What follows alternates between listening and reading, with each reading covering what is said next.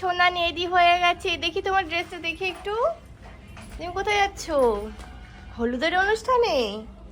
Wow, কি সুন্দর লাগছে ড্রেসটা তো। উফ, রেডি হয়ে অনেকক্ষণ থেকে বসে আছি, যাই একটু চা খেয়ে আসি। তাই চলে আসলাম রান্নাঘরে একটু চা খেতে। তারপরে বড়মশাই চলে এসেছে। কোথায় যাচ্ছি? আজকে আমার ননদের বিয়ে। আর সকালবেলাতে তোমরা তো জানোই, বিয়ে মানেই এখন নানান রকম ঢং, হলদি, মেহেন্দি, সব কিছু বাঙালির মধ্যে চলে এসেছে। তাই আমরা হলুদ ড্রেস পরে সবাই চলে এসেছি হলদিতে।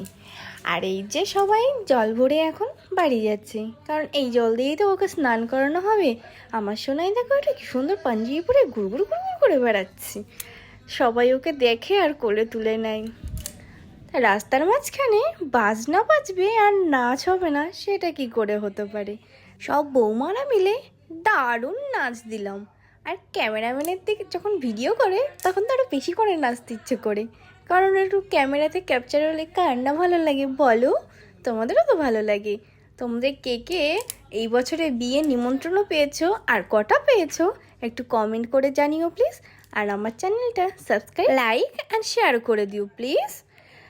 নাচতে নাচতে আমরা বাড়ির দিকে রওনা পৌঁছে দেখলাম ওর শ্বশুরবাড়ির থেকে লোকজন এসছে গায়ে হলুদের তথ্য নিয়ে, আর সঙ্গেই ওকে আশীর্বাদও করছে। তারপরে আশীর্বাদ হয়ে গেলে আমরা চলে গেলাম ওর সঙ্গে হলুদ খেলবো। গিয়ে দাঁড়িয়েছিলাম, সাইড থেকে পিসি শাশুড়ি বলল, বাড়ির বড় বউকে দাও হলুদ বাটতে। সেই বলে বড় বৌদি আমার হাতে ধরিয়ে দিল শিলনোড়া দিয়ে হলুদ। তাই আমিও বসে পড়লাম বাটার জন্য।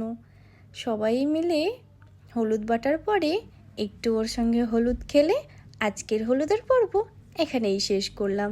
আর সঙ্গে ফটোশ্যুটও হচ্ছে। ফটোশ্যুট হবে না তাই কখনো হয় বলো? আর হ্যাঁ, ভিডিওটা কেমন লাগলো একটু কমেন্ট করে জানিও কিন্তু।